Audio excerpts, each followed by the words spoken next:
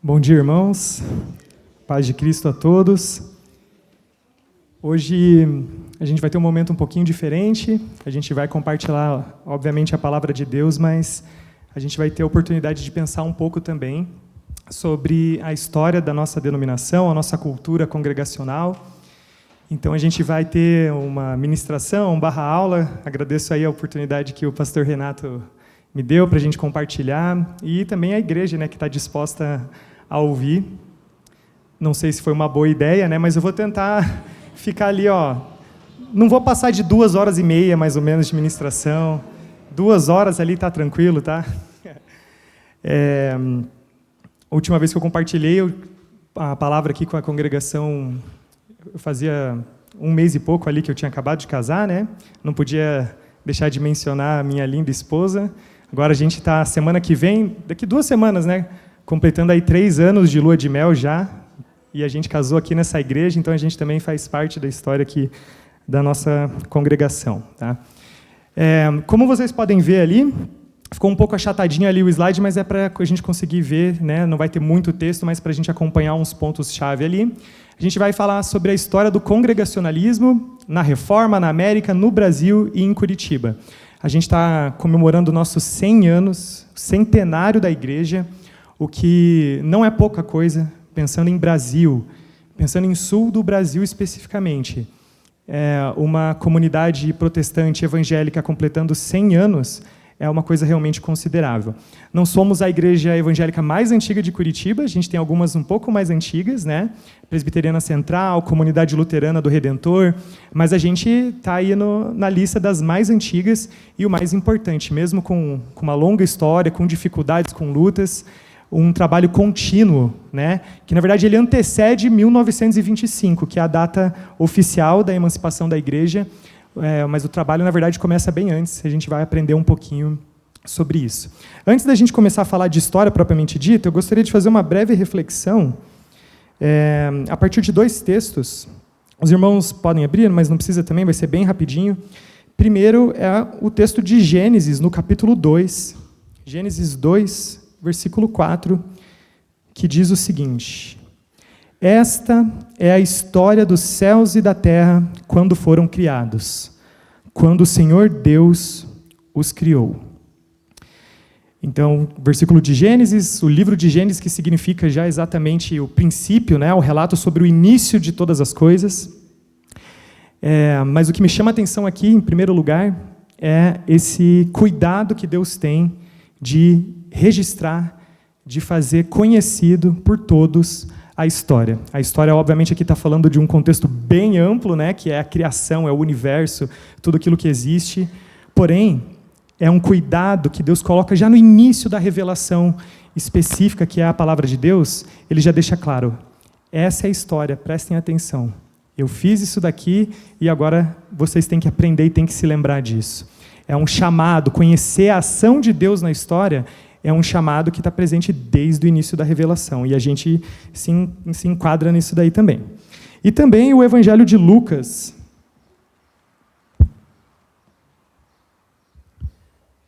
Lucas, no capítulo 1, ele vai começar o seu relato do Evangelho chamando atenção para isso também. Ele diz o seguinte: visto que muitos houve que empreenderam uma narrativa coordenada dos fatos que entre nós se realizaram, conforme nos transmitiram os que desde o princípio foram deles testemunhas oculares e ministros da palavra, igualmente a mim, Lucas, me pareceu bem, depois de acurada investigação de tudo desde sua origem, dar-te por escrito, excelentíssimo Teófilo, uma exposição em ordem, para que tenhas plena certeza das verdades que foste instruído. Aqui o evangelista, ele, imagina, já tinha outros materiais escritos, já tinha cartas paulinas circulando entre as igrejas, já tinha outros evangelhos que haviam sido concebidos também, mas ele tem um cuidado de fazer uma pesquisa bem diligente, ele investiga, e ele quer apresentar um relato detalhado da história de Jesus Cristo, do que ele fez, para que as pessoas pudessem, primeiro o seu pupilo ali, o Teófilo, que significa amigo de Deus. Então, é um cuidado também que a gente viu no Antigo Testamento e a gente percebe também no Novo Testamento. A gente tem que conhecer as nossas raízes, as nossas origens, a gente tem que conhecer a nossa história. E isso é uma questão, inclusive, que vai muito além de cristianismo e de teologia. O conhecimento histórico, e aqui eu vou falar não só porque eu sou professor de história, né, para defender a minha ciência aqui, mas o conhecimento histórico é aquilo que nos permite nos orientar no tempo. C.S. Lewis ele tem uma imagem interessante num livro dele, que ele diz o seguinte: a fé cristã ela é como se fosse uma sala. Então imagine aí, tu tá dentro de um salão, esse salão representa a fé, representa o cristianismo, representa a nossa religião. E nesse salão tem muitas portas. Cada uma dessas portas representa os caminhos pelos quais a gente chega nessa sala. Alguns chegaram pela igreja presbiteriana, outros chegaram pelas comunidades ortodoxas orientais, pelo catolicismo romano, outros chegaram pela igreja luterana, metodista, batista, outros chegaram à fé pela igreja congregacional, como muitos aqui. Porém, acontece que hoje em dia a gente tem um problema, que é um problema geral, um problema social, que é esse desconhecimento sobre as nossas origens, esse desconhecimento sobre o nosso passado. Quando a gente abre essas portas, na verdade, o que muitas pessoas enxergam é como se fossem longos corredores escuros, que elas olham para trás e elas não conseguem ver de onde elas chegaram ali. E isso gera inúmeros problemas. Problemas de identidade, problemas de conhecimento bíblico, porque todo o conhecimento que a gente recebe, ele vem a partir de uma tradição de interpretação de homens e mulheres que antes de nós se debruçaram sobre o texto bíblico e legaram essa cultura de fé para a gente. Então, irmãos, não é só porque a gente está comemorando 100 anos que é importante a gente conhecer um pouquinho da nossa história. É uma razão existencial. Tem a ver com conhecimento de Deus na história. Tem outro teólogo muito famoso, que é o Francis Schaeffer, que ele escreveu um livro que em português foi traduzido como O Deus que se Revela. Mas o nome original da obra é muito interessante, que diz o seguinte: He is there and he is not silent. Ou seja, ele está lá, e lá que não é no sentido que está distante de gente, mas assim, ele existe, ele está lá. E ele não está em silêncio. Nós, cristãos, que acreditamos no Deus revelado pelas Escrituras, a gente não acredita só num Deus, numa entidade cósmica, num ser que tem lá o checklist, né, das suas características do que é um ser divino. É um Deus que existe, ele está lá, e ele não está em silêncio. Ele se comunica na história. É o que a gente chama de história providencial. É o que os teólogos chamam de imanência. Ele é transcendente, ele transcende a nossa realidade, o mundo físico, mas ele também é imanente, ou seja, ele se comunica na história. E a história a história humana, agora falando, é o grande pano de fundo da história divina. Porque ele cria o tempo, mas ele, no seu mistério de encarnação, ele também vem nesse tempo. Ele existe aqui. Ele age no tempo. O pastor Renato, semana passada, inclusive, mencionou lá que existem duas palavras gregas para tempo na Bíblia, né? Uma é o kairos e a outra é o cronos. E a gente fala muito sobre o kairos de Deus, que é o tempo oportuno. A tradução literal seria o tempo oportuno, ou seja, Deus ele age no kairos no sentido que oportunamente ele age e faz aquilo que ele precisa fazer. E daí a gente faz uma oposição pensando no cronos, né? Tempo de Deus, tempo humano. Mas todo tempo é tempo de Deus. O cronos, daí que vem cronologia, cronômetro. Todas essas palavras significam tempo, né? Tem a raiz na palavra tempo. O cronos, esse tempo, entre aspas, que convencionou se chamar de humano, ele também é tempo de Deus, ele também é governado por Deus. E é nesse tempo que Deus se revela, que Deus comunica a sua mensagem para a igreja e que nós estamos aqui numa história aí de milhares de anos contribuindo, participando. E a gente não pode deixar mais que a nossa história, como igreja cristã, como protestantes que somos, como puritanos, congregacionais, como evangélicos, a gente não pode mais deixar que essa história seja apenas um corredor escuro atrás da gente. 100 anos. 100 anos. Isso não é pouca coisa. Então, eu gostaria que vocês pensassem, tivessem tudo isso em mente. Não é tão fácil a gente ouvir só ir lembrando tudo, né? Mas que hoje seja um convite para que tu entenda a importância, a profundidade da nossa história, das contribuições do congregacionalismo, que seja um convite. A gente vai ter outras atividades voltadas a isso, a gente vai fazer um memorial da nossa história aqui na igreja, transformar a nossa igreja num mini museu, vai ter as festividades, que hoje seja um convite, para que a gente olhe para trás, entenda um pouco da nossa história e que a gente tenha aí gratidão a Deus por tudo que aconteceu. Amém?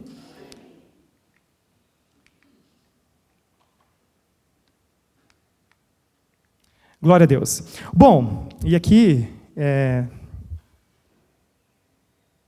eu vou tentar não me perder muito no tempo, né? Tem a Milena, por exemplo, aqui, que é minha aluna lá na escola, sabe que eu tenho uma grande dificuldade de falar de maneira concisa, né? Eu preparei aqui alguns slides, daí na aula é assim também no colégio. Eu preparei lá 20 slides e na aula eu fico no primeiro e no segundo, olhe lá. Mas hoje eu vou tentar passar bastante aqui, tem algumas imagens interessantes para a gente ver. Bom, primeira coisa que a gente tem que entender é que o congregacionalismo, ele não é uma doutrina recente na história do cristianismo. Ele é uma doutrina que, na verdade, tem alguns séculos já, e que a gente pauta ali o começo da nossa identidade enquanto... Se a gente fosse parar para pensar, a gente fala, nós somos igreja evangélica congregacional, certo? Nessas 3 palavrinhas aí já tem muita substância, já tem muito conteúdo. O que significa ser igreja? O que significa, teologicamente, historicamente, ser evangélico? E congregacional, o que significa isso? Tudo isso, gente, a gente tem uma máxima, né, na filosofia, na história, na teologia, que do nada vem. Não existe nenhuma ideia que ela surgiu absolutamente do nada, né? Deus, ele é o único capaz de criar algo a partir do nada. Teologicamente falando, e principalmente na história da fé, a gente tem ali como fazer uma arqueologia das nossas ideias, entender de onde que nós viemos. E quando a gente fala do congregacionalismo, o início desse movimento, ele está totalmente conectado com a nossa querida, celebrada Reforma Protestante, né?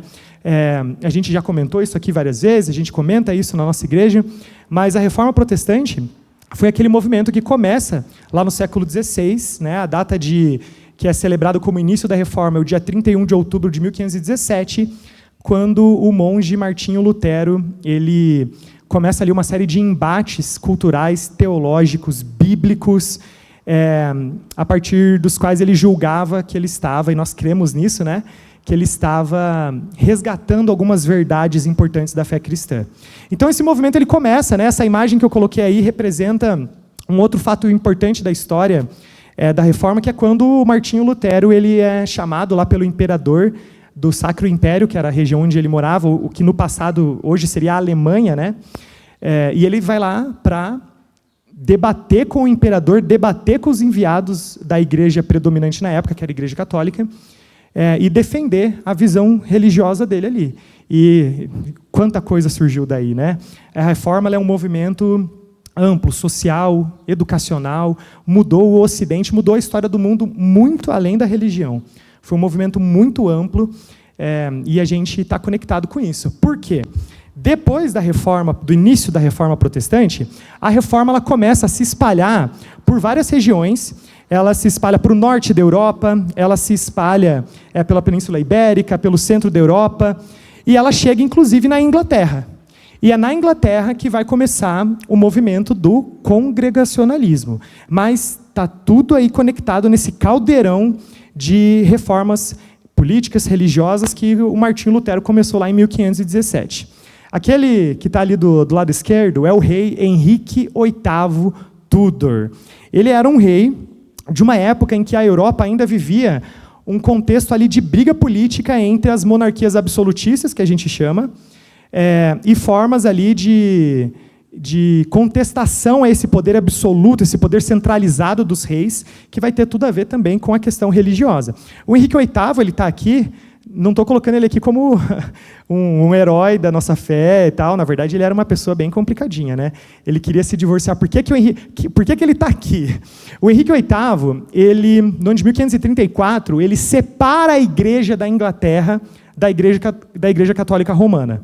Daí tu pensa, pô, cara top então, né? Lutou por autonomia, quis separar, tirar a influência católica da ilha, da Grã-Bretanha e tal. Na verdade, ele fez isso por motivações políticas e motivações pessoais. Ele era um rei absolutista, como eu falei, então ele queria concentrar poder e, portanto, ele tinha que tirar poder da Igreja Católica e concentrar poder nele. Mas ele também tinha uma questão muito pessoal, né? Ele era casado com a Catarina de Aragão, que era uma princesa espanhola, e ele queria se divorciar dela. E a igreja não permitia isso por entender que o casamento era um dos 7 sacramentos do cristianismo.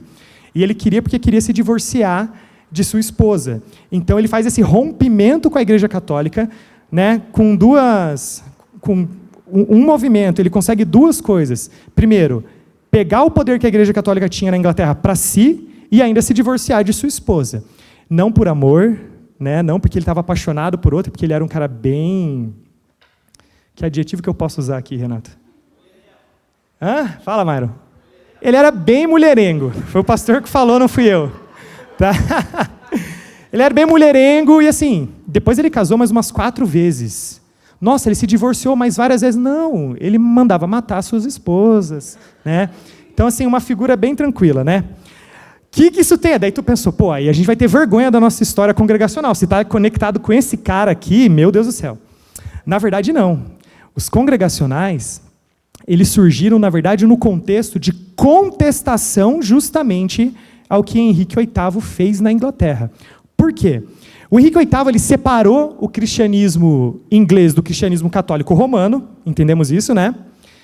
Só que, como ele não foi movido por um ardor teológico, porque ele queria fazer uma reforma espiritual na igreja, era uma reforma política, uma briga por poder, ele não mudou a teologia e a hierarquia da igreja.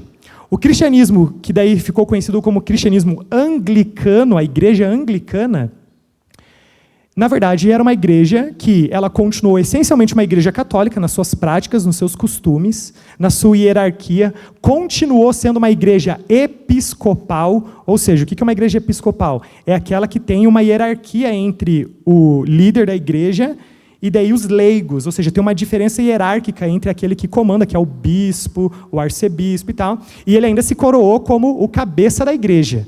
Isso continua até hoje na Inglaterra, tá? Se tu vê lá o videozinho da coroação do último rei inglês, quem faz toda a cerimônia é o arcebispo de Canterbury, que é o primaz da igreja anglicana. Enfim, acontece então que o Henrique VIII separou a igreja por briga política, mas ele não fez uma reforma verdadeira. E aí que surge no contexto da Inglaterra, ainda no século XVI, um movimento de cristãos chamado de os puritanos. Puritanos. E veja, obrigado, Jack. A palavra puritano não é usada nessa época como a gente usa hoje no sentido de alguém que é alguém certinho, alguém puro, purinho, né? Aquele carola. Nossa, aí eu desenterrei a palavra. Né? Mas é isso aí, não é nesse sentido. Puritano por quê? Quem eram os puritanos? Os puritanos, eles eram os cristãos ingleses que na época do surgimento da igreja anglicana, eles não aceitaram o fato de que o cristianismo inglês rompeu com Roma, mas ele continua praticamente o mesmo. Ou seja, era um grupo de cristãos que queria purificar o cristianismo inglês. Daí o nome puritano. Não tem nada a ver com moralidade, com legalismo. Eles queriam purificar a teologia, a hierarquia, a cultura do cristianismo inglês de tudo aquilo que eles achavam que ainda era cultura do catolicismo romano. E daí surge então esse movimento chamado puritanos. Esses puritanos, eles foram muito influentes. Lógico que eles foram perseguidos, porque a igreja oficial da Inglaterra, a igreja anglicana, não queria aceitar esse movimento. Eles eram chamados, inclusive, de não conformistas, porque eles não queriam se conformar com essa reforma pela metade lá na Inglaterra. E eles começam a advogar, então, um cristianismo puro, principalmente inspirado pela reforma protestante de voltar às fontes bíblicas, voltar ao cristianismo primevo, o cristianismo original, digamos assim, que é um dos grandes lemas da Reforma Protestante, é o ad fontes, vamos voltar às nossas origens bíblicas, nossas origens cristãs. Então esse grupo de puritanos, ele começa a ser perseguido também pela coroa inglesa, e eles começam a fugir da Inglaterra. Muitos fogem para a Holanda, que era um território que já havia passado pela Reforma Protestante e era reformado, e muitos também acabam fugindo para a América. Esse quadro que está ali do lado representa isso. É a chegada, né, dos pais peregrinos, dos peregrinos puritanos na América, que chegam lá em 1620 no navio Mayflower. E muitos de vocês já conhecem essa história. O ano passado eu falei um pouquinho sobre isso, mas de filmes, de cultura, a gente conhece. Tem a ver com a história do famoso Thanksgiving, né, que é um feriado que tem lá nos Estados Unidos, da galera que chegou nos Estados Unidos fugindo da perseguição política e religiosa na Inglaterra e que depois de passar um ano de muita provação, celebrou o primeiro dia de ação de graças lá em 1621 nos Estados Unidos. Desses puritanos que vieram para a América, que fugiram para cá, 1/3 era de congregacionais. Era o movimento congregacional que tinha lá na Inglaterra e que fugiu pela perseguição da monarquia, da coroa inglesa. Esses puritanos, eles eram de 3 denominações principais, 3 denominações históricas: congregacionais, presbiterianos e batistas. Tá? E aí é que eu faço essa pergunta para vocês. O que é ser congregacional nesse contexto? Porque quando a gente fala, tem gente até que confunde, né? Eu já passei por isso várias vezes, não sei se tu já passou por isso, né? Qual igreja que tu faz parte? Eu sou da igreja evangélica congregacional. Daí tu já pensa, pô, igreja histórica, caraca, tu é da congregação cristã no Brasil? Né? Já passei por isso várias vezes. A minha esposa usa véu, a gente fica separado, né? Homem de um lado, mulher de outro. Não estou fazendo nenhum tipo de juízo de valor, né? Mas é uma confusão que tem. Por quê? Principalmente para a gente que traz daí, né, quem casa, e daí já é aqui da igreja e traz pessoas de outra igreja, é uma confusão. Né? Nossa, tu está levando a pessoa para a congregação, meu Deus do céu. Né? Mas o que significa, então, essa questão do congregacionalismo? Gente, é muito simples de entender. Presbiterianos, congregacionais, episcopais, tudo isso é o que a gente chama de formas de governo. Ou seja, a igreja ela passa por uma reforma religiosa, ela se desliga do catolicismo romano. Qual que é a forma de governo que a igreja vai adotar? E aí entra um debate bíblico, inclusive. Qual será que é o modelo bíblico de governo de igreja? Nós que somos congregacionais, obviamente, a gente vai falar que é o nosso, né? Depois eu posso até mencionar algumas questões sobre isso. Mas é um debate bíblico, é um debate histórico e cultural sobre como que a igreja deve se organizar eclesiologicamente. Falei mais ou menos errado, ou mais ou menos certo. A questão eclesiástica, é o governo da igreja. E daí entra um debate. Quem é presbiteriano acredita que a igreja deve ser governada por um presbitério. O que é um presbitério? É um grupo de anciãos. Que a gente tem alguns aqui na igreja, né? Eu estava fazendo pesquisa, né? A gente está fazendo material sobre a nossa história, daí eu achei muita foto. Aqui na igreja a gente tem muita foto, algumas a gente vai expor, outras a gente pode fazer também, mas tem muita foto também dos anos 90, dos anos 2000, nossa, é muita foto. Foto do Renato, eu achei mó barato, porque tem foto do Renato e do Myron, bem novinhos, né? Anos 90, ali, 2000. O Renato, com todo respeito, pastor, gordinho, forte, saudável. O Myron, magro. Renato perdeu muitos quilos desde então. Eu acho que o Myron achou todos eles daí, né? Mas enfim, perdão, Myron, foi só uma brincadeirinha. Mas assim, até me perdi, o que eu estava falando? Outra coisa que acontece muito comigo dando aula. Presbitério, isso. Quem acredita que é no governo presbiteriano, acredita que a igreja deve ser governada por um presbitério, ou seja, um grupo de anciãos, os presbíteros, que eles vão, entre si, decidir os rumos da igreja. Ok? Esse é o governo presbiteriano. O governo episcopal, ironicamente, é o governo mais comum no mundo, até mesmo dentro das igrejas evangélicas. A gente acha que não. Mas o que é o governo episcopal? Vem do grego episkopos, que significa, literalmente, a raiz dela significa um monarca. Ou seja, uma igreja episcopal é aquela que tem um cabeça. Então pode ser uma igreja que tem bispo, uma igreja que tem apóstolo, uma igreja que fala que não tem nada disso, mas é só um pastor que domina, que não se submete à autoridade de ninguém, ele que decide tudo. Inclusive, infelizmente, muitas igrejas que antigamente eram congregacionais, não na nossa denominação, mas em outras que eu já menciono, hoje em dia viraram igrejas episcopais. É aquela igreja que o pastor ele é o dono. É a confusão ali de CNPJ, né, que é a empresa, é o feudo do pastor. Isso é uma igreja episcopal. E, de novo, aqui eu não estou fazendo nenhum juízo de valor sobre esse modelo. É um modelo que é utilizado por muitas igrejas. Mas é aí que vem o que torna o nosso modelo de governo especial. O que é o modelo de governo congregacional que surge nesse contexto da Inglaterra, da briga com a igreja da Inglaterra, dos puritanos que foram perseguidos. O que é o modelo congregacional? Simplesmente é acreditar e defender que quem tem que governar a igreja não é uma pessoa, que aí é o modelo episcopal, não é só um grupo de pessoas, que é o modelo do presbitério, é a congregação, é a assembleia de membros.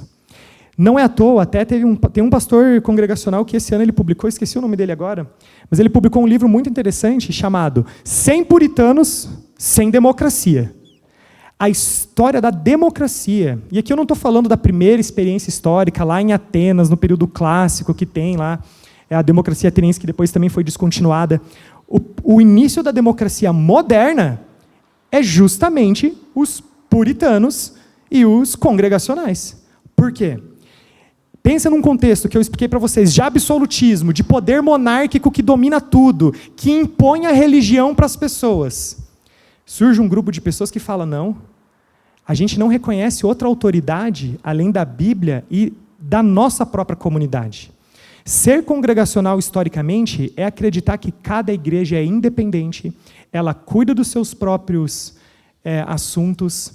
O pastor não é o rei da igreja. Pois é, Renata.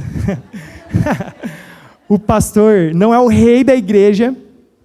O pastor, inclusive, pode ser demitido. Se o Renato, né, imagina, o Flamengo perdeu, ele fica triste, começa a falar um monte de... Por que eu fui mencionar o Flamengo, né? Imagina que o pastor começa a falar um monte de heterodoxia, de heresia, de ensino errado. Nós, como congregação, nós temos o poder, no estatuto, de debater, de votar e falar, não queremos mais ele. Ele tem, ou a gente vai, tu se submete passa pelo ensino de novo, a gente vai escolher alguns irmãos para dialogar teologicamente, seja o que for, quem decide é a igreja. Inclusive, a gente acredita que esse é um modelo histórico bíblico, por vários motivos, tá? Honestamente falando, é um debate na Bíblia sobre qual que é o modelo do começo ali da igreja. Porque tem por exemplo, a palavra presbíteros é usada no Novo Testamento, porém, a gente vê que as primeiras grandes decisões na história do cristianismo primitivo, dos primeiros cristãos, foram decisões tomadas de maneira coletiva, de assembleia. Inclusive, a própria palavra igreja, né, que a gente usa aí, o que significa a palavra igreja? Igreja vem do grego eklesia, que significa assembleia. É uma palavra utilizada lá na época da cultura grega, na época do Império Romano, que significa justamente a reunião de pessoas. Originalmente era a reunião de cidadãos na eclesia grega, e depois, no Novo Testamento, ela é usada como reunião, como assembleia dos salvos. Então, esse modelo é um debate bíblico muito interessante. Agora, se ele é o único que pode ser utilizado ou não, isso é debatível. Mas que ele está lá nas origens da comunidade cristã, isso é inegável. Historicamente, textualmente na Bíblia. Ok? Só passando aqui rapidinho alguns pontos, ó, os congregacionais na América, né, isso faz parte da nossa herança, eles fizeram muitas coisas, né? Por exemplo, a criação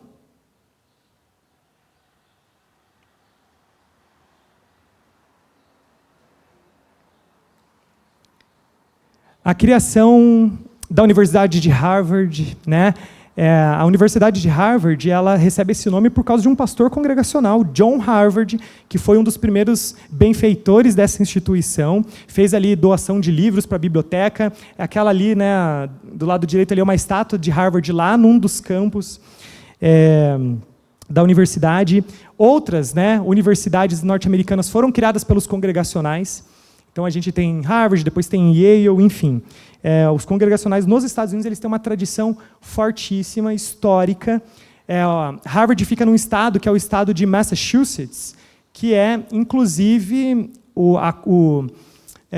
a Constituição do estado de Massachusetts, até o século XVIII, foi um texto congregacional, que é a Plataforma de Cambridge. Esse aqui é o primeiro documento histórico sobre o modelo de governo congregacional na modernidade, que é lá de 1648. Então, veja bem, né? A nossa tradição aí se formando, criando documentos, inclusive influenciando história e política de grandes nações, como os Estados Unidos e o Brasil também, que a gente vai falar daqui a pouco. E na Inglaterra foi publicada a Declaração de Savoy, em 1658, que é o primeiro texto de explicação teológica da fé congregacional. Tá? É um texto interessantíssimo, teologicamente ele é bem reformado, né?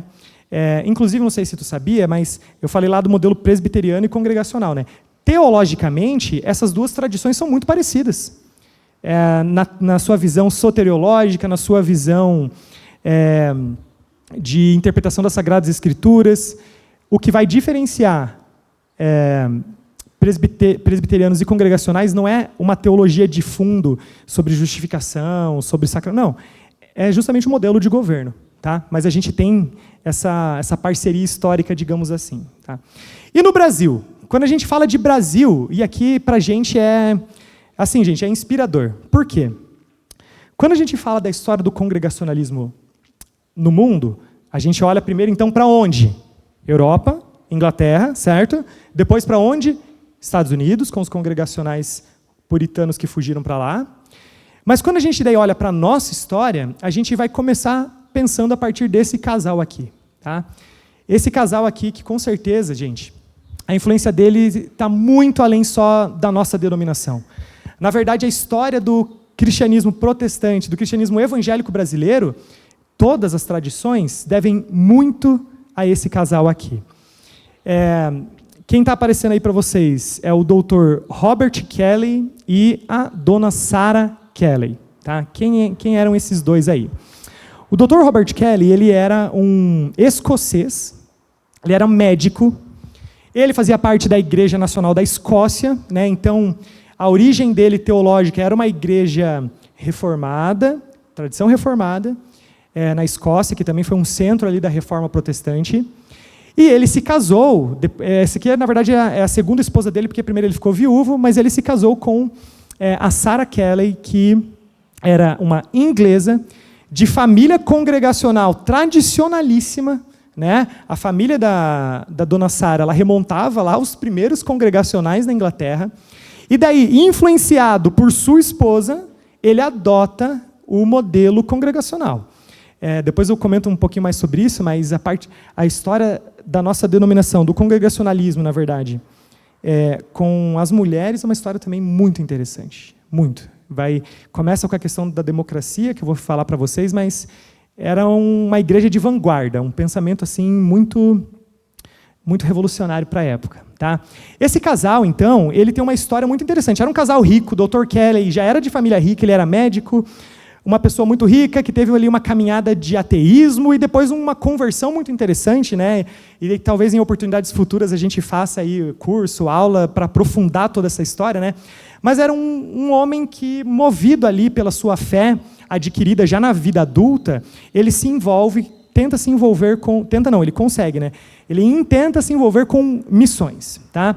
E ele primeiro vai fazer uma missão na Ilha da Madeira, em Portugal. Né? terra do Cristiano Ronaldo, né? Então, terra abençoada, né? Desde essa época aí. Sim. Perdão, gente. Mas ele vai fazer missão, então, na Ilha da Madeira, em Portugal, e ele tem uma história interessantíssima. Eu li recentemente um artigo que fala só sobre o trabalho do Kelly na Ilha da Madeira, em Portugal. É belíssimo, é muito interessante. E ele faz esse trabalho lá de levar o cristianismo protestante para Portugal, que era um país, desde a Idade Média, muito católico, né, muito fechado para o cristianismo protestante. Tanto que ele é perseguido, ele tem que fugir, né, foge escondido da Ilha da Madeira, porque senão ele seria morto lá. Mas lá é onde ele tem contato, e isso é que é importante para a gente, com a língua portuguesa. Ele aprende o português lá. Né? E depois, quando ele tem que fugir da Ilha da Madeira, ele fica um tempo na Escócia de novo, e daí ele vai para os Estados Unidos da América, movido ali pelo interesse do protestantismo nos Estados Unidos, que estava se desenvolvendo muito, e lá ele lê alguns materiais que falam sobre o Brasil. Né? E daí ele surge o interesse dele de trazer a missão aqui para o Brasil. E por que isso foi tão drástico? Foi uma mudança muito importante para a gente. Porque existe a diferença entre o chamado protestantismo de imigração e o protestantismo de missão. O Brasil, ele só havia tido experiências protestantes a partir dos imigrantes europeus que se estabeleceram aqui. Então, chega lá em 1824 os luteranos, depois tem, na verdade, começa com uma brevíssima experiência dos huguenotes franceses lá no século XVI, mas que foram expulsos. Daí teve lá a participação breve dos holandeses no Brasil, também no século XVII, são expulsos também do Brasil. E depois os luteranos chegam, os alemães, se estabelecem aqui, mas era uma comunidade fechada. Era protestantismo, era a reforma protestante, era a igreja evangélica, porém eles só pregavam para os seus. Eles só falavam alemão, eles não faziam o que a gente chama de protestantismo de missão, que é tentar trazer e apresentar o protestantismo para locais, para a igreja local, para brasileiro e, o principal, em língua brasileira, português, que se falava aqui no Brasil, que ele tinha aprendido lá em Portugal. Então, esse casal, ele foi muito importante porque ele iniciou o primeiro trabalho da história do nosso país relacionado a protestantismo, igreja evangélica para brasileiros. E aqui eu trouxe algumas contribuições do congregacionalismo aqui no Brasil. Olha só lá que interessante. Ó. Primeiro trabalho em língua local para o povo local. Né? Então, o que eu expliquei antes, não tinha comunicação evangélica em português. Não tinha. Então, para quem queria... Não tinha nem, na verdade, como acessar toda essa história da reforma protestante no Brasil, porque isso não era comunicado na língua local. Os primeiros a fazerem isso foi justamente o casal Kelly. Crítica ao sistema escravocrata. A igreja congregacional, a primeira daí que foi fundada em 1558, ele chega aqui em 1800. Ele chega aqui em 1855, então a gente está completando 170 anos de congregacionalismo no Brasil. E em 1858 tem a criação da primeira comunidade, da primeira igreja. Um dado interessante, né? Nessa primeira igreja protestante em língua local, que é a igreja congregacional no Rio de Janeiro, eu já vou mostrar a imagem dela para vocês, era proibido, por exemplo, ter escravos. Se tu quisesse ser membro da igreja evangélica liderada pelo Dr. Kelly, tu não podia ter escravos. Assim, para uma sociedade escravocrata que era do Império do Brasil... 88, exatamente. Então ele vem, ele critica o sistema de escravidão. Nas reuniões congregacionais, brancos, pretos, todo mundo sentava junto, não tinha distinção. E isso, para a época, era uma questão assim, era realmente de muita vanguarda. Reconhecimento das cerimônias e certidões de casamento e sepultamento dos evangélicos. Desde a Constituição do Brasil, da nossa primeira Constituição, que é de 25 de março de 1824, oficialmente tu só existia para o Estado brasileiro se tu fosse cristão católico. Não tinha certidão de nascimento civil, por exemplo, era o certidão de batismo que valia. Se tu quisesse se casar sendo protestante, tu não ia receber um certificado público disso. E os sepultamentos, para quem não é católico? Vai ser sepultado como indigente, porque o Estado não reconhece. Foi justamente o Dr. Kelly, né, que trouxe o congregacionalismo para o Brasil, que, junto ao Império do Brasil, pleiteou todas essas mudanças, inclusive mudou lei na história do Brasil por causa disso. Ele, e a gente está falando aqui do Império, né, o nosso imperador da época era o Dom Pedro II. O Dom Pedro II ele era um pouco diferente. Ele era, obviamente, um cristão católico, porque a monarquia era católica oficialmente, mas ele tinha alguns pensamentos diferentes, inclusive ele ficou amigo do Dr. Kelly. Visitavam um a casa do outro, tomava chá, tomava café junto, e esse casal foi importante para trazer essas mudanças aí para o nosso país. Liberdade religiosa e o legado para a igreja evangélica. Primeira escola bíblica dominical, que foi feita pela Sarah Kelly no dia 19 de agosto de 1855. A gente tem até relato de que nesse dia é a primeira escola bíblica dominical da nossa história, que é uma tradição de todas as igrejas, né? Todas as igrejas aderiram a isso. Nesse dia, lá em 1855, ela pregou para 5 crianças sobre Jonas. E aí começa a história da escola bíblica dominical. O Ronaldo falou sobre isso no início do culto, né, mas a gente tem também os salmos e hinos, né, é uma criação da nossa denominação, desse casal, principalmente da Sarah Kelly, que ela era uma poliglota, poetisa, escritora, musicista, e ela compila, traduz e escreve muitos dos hinos que vão fazer parte dos hinários evangélicos de praticamente todas as igrejas protestantes aqui no Brasil. Tá?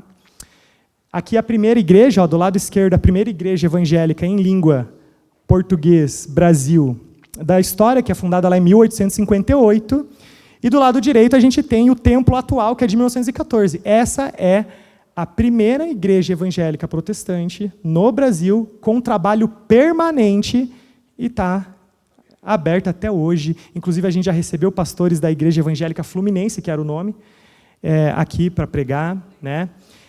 Isso aqui é a nossa história. Inclusive, essa congregação está muito vinculada com essa daí. Tá? E aqui, só para a gente encerrar, eu trouxe algumas informações da história da nossa congregação aqui em Curitiba. Tá? O trabalho aqui, ele começa, na verdade, antes de 1925, que é quando a gente é emancipado, na verdade. Ele remonta ali, não tem uma data específica, mas é o início do século XX, então provavelmente ali o ano de 1904, 1905, até ali 1910. Ele começa com um trabalho missionário de um senhor que havia se convertido lá em Santos ao protestantismo congregacional, e ele banca uma série de missões que vêm aqui para o Paraná e fazem o trabalho primeiro em Paranaguá, Morretes, várias cidadezinhas que estão conectadas. Ou por que começou em Paranaguá? Porque era o porto, né? Então, historicamente, Curitiba ela disputava ainda liderança ali na política estadual, porque o Paranaguá era uma cidade muito importante por ser o porto. E daí a gente tem várias igrejinhas evangélicas, a partir desse trabalho, surgindo, nas igrejas, nas cidades aqui no Paraná, onde tinha ferrovia. Então, ó, tem estação de trem aqui, então o trem passa, começa o trabalho. E a gente tem, então, essas comunidades surgindo, e depois, essa comunidade ela vai ser entregue para a Igreja Evangélica Fluminense, que é aquela que eu mostrei no último slide ali para vocês, que vai, então, começar o trabalho oficial em Curitiba em 1917. Então, já faz mais de 100 anos que o trabalho começou aqui em Curitiba. Mas a igreja se torna autônoma em 1925, no dia 28 de novembro de 1925. Aqui nessa imagem aparece o primeiro pastor residente da nossa comunidade, que foi o pastor Paulo Reck, que ele está sentado à direita, ali de braço cruzado. Esse foi o primeiro pastor permanente a residir aqui para atender a nossa congregação. Que eu já falei. Aqui é muito interessante também. Ó. Aqui é a Rua América, que atualmente é a Trajano Reis, lá para o centro de Curitiba. Do lado esquerdo, a gente tem ali o que era um quartel do Exército, que depois foi demolido. Né? Essa paisagem urbana mudou um pouco, mas ali foi onde foram feitas as primeiras reuniões da Igreja Evangélica Curitibana aqui. Diga.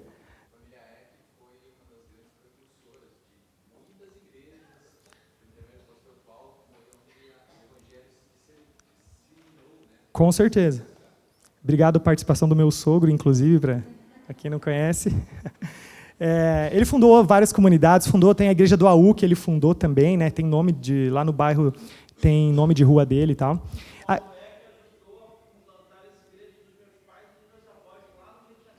Olha só, é multigeracional realmente.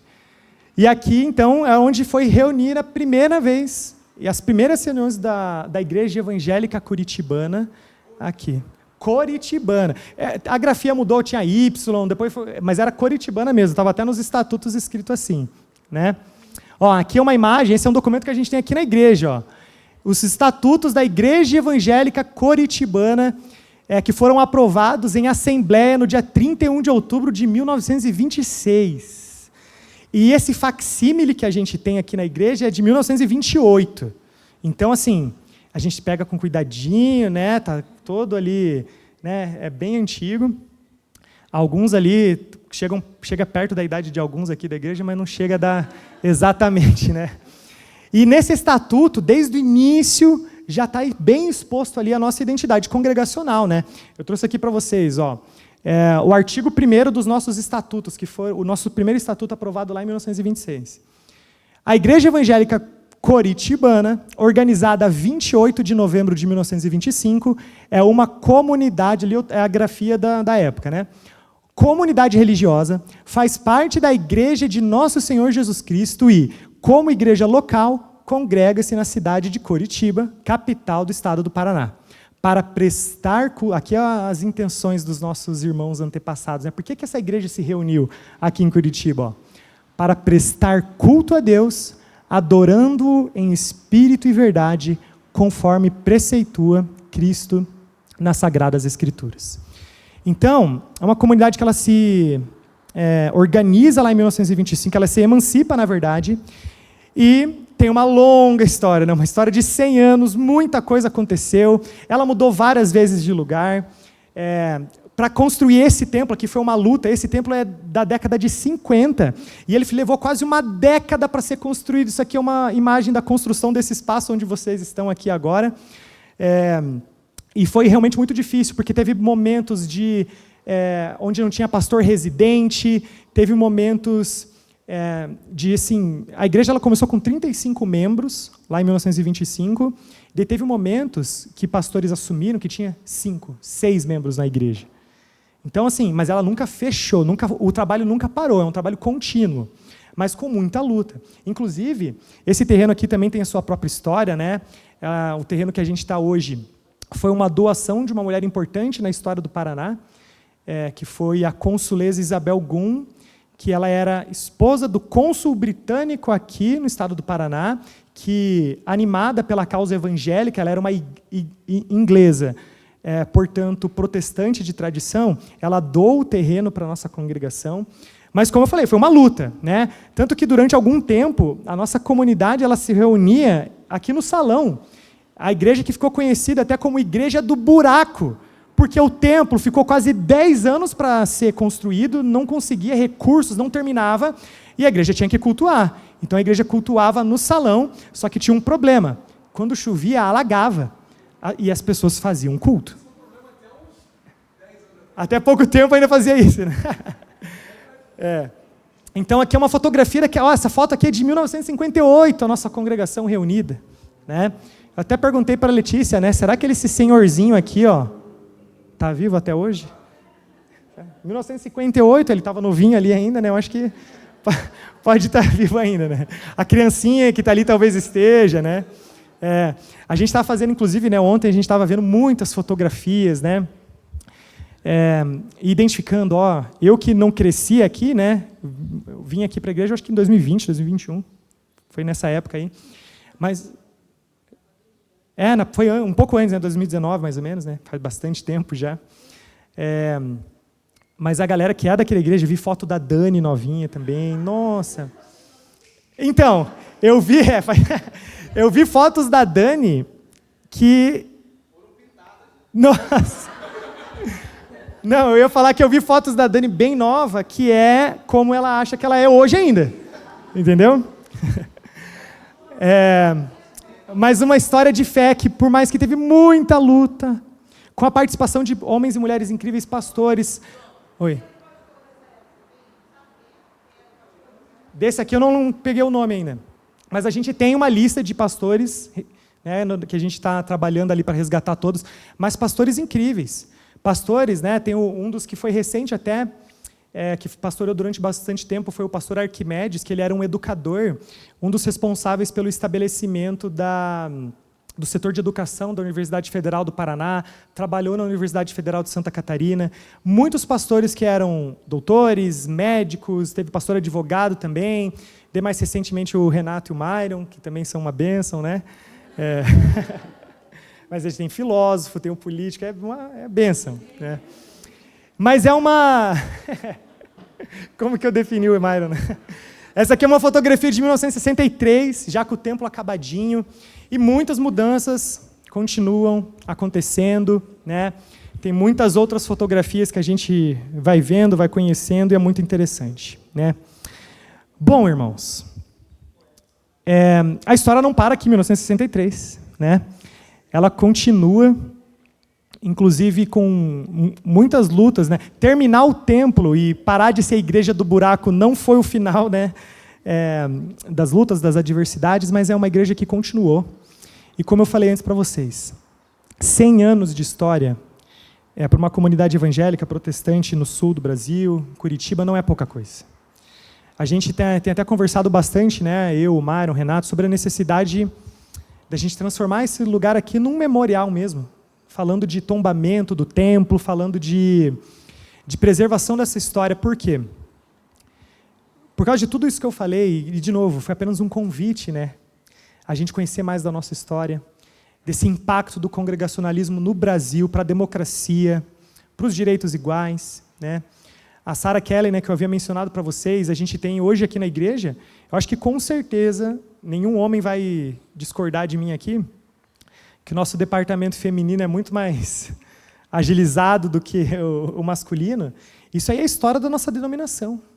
A Sarah Kelly, ela fez a primeira reunião religiosa exclusivamente de mulheres da história do Brasil. Lá ainda em 1855, que foi o Chá das Mulheres, numa época que as mulheres não podiam sair de casa. Era o cá entre nós. Numa época que as mulheres não podiam sair de casa desacompanhadas por algum homem de sua família. Que vanguarda, né? Que realmente história impactante. Diga, pastor.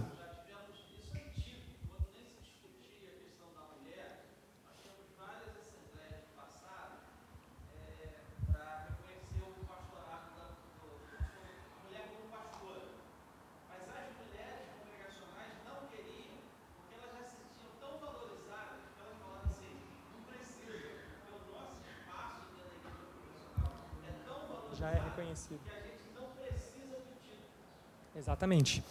Então, é uma história que tem muitas camadas, como eu falei para vocês.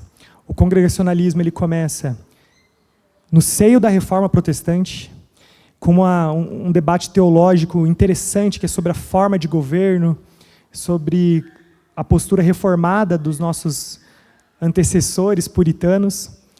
Vem para o Brasil com esse trabalho incrível, né? Com esse legado incrível do congregacionalismo, e em Curitiba é um trabalho histórico, um trabalho que serve de exemplo, né? 100 anos, não é pouca coisa, na verdade é algo incrível que a gente tem que celebrar. Estou convencido de que aquele que começou a boa obra em vocês há de completá-la até o dia de Cristo Jesus. O apóstolo Paulo, ele afirma isso para deixar a gente tranquilo. Principalmente nós que somos uma comunidade pequena, e isso é uma coisa boa, na verdade, muitas vezes a gente se compara com outras denominações, com outros modelos eclesiásticos, com outras coisas que faz nos perguntar o que a gente tem que mudar. Não que a gente tem que continuar o mesmo para sempre, mas eu acho que esse ano de centenário é uma oportunidade importante para a gente olhar, na verdade, primeiro, aquilo que a gente já conquistou, aquilo que a gente já recebeu. Usando uma alegoria da época da Reforma, né? Nós não somos realmente grandes em estatura, somos pequenos. Mas nós somos pequenos que nos sentamos nos ombros de gigantes. Gigantes do passado, gigantes da fé. E aí a gente consegue olhar longe. Se dependesse só da nossa altura, da nossa pequenez, talvez a gente não conseguisse. Mas lembrando de onde nós viemos, quem nós somos, aí a gente consegue continuar até o dia de Cristo Jesus. Amém? Vamos orar rapidinho, agradecer a Deus sobre isso. Pastor, daí tu vai dar algum recado no final aqui? Obrigado, Deus. Obrigado por esse momento. Obrigado porque nós tivemos a oportunidade hoje de pensar sobre a história da nossa igreja, da nossa comunidade de fé, da nossa igreja local. Queremos expressar gratidão, Deus, porque nós sabemos que o Senhor é o mais interessado nessa comunidade. Não somos nós, não é nossas famílias, mas é o Senhor. O Senhor se interessa por nós, o Senhor quer que a gente continue o nosso trabalho aqui. Nós te agradecemos, porque é um trabalho que já tem tanta história, mas nós confiamos também que continuará tendo. Te agradecemos pela história do congregacionalismo, a história do protestantismo no mundo, no Brasil, no Sul, em Curitiba, e te pedimos força, Deus, para que a gente possa continuar esse trabalho, continuar essa missão. Continue conosco, em nossas mentes, em nossos corações, pulsando a vida na nossa igreja. Te agradecemos por Cristo Jesus. Amém.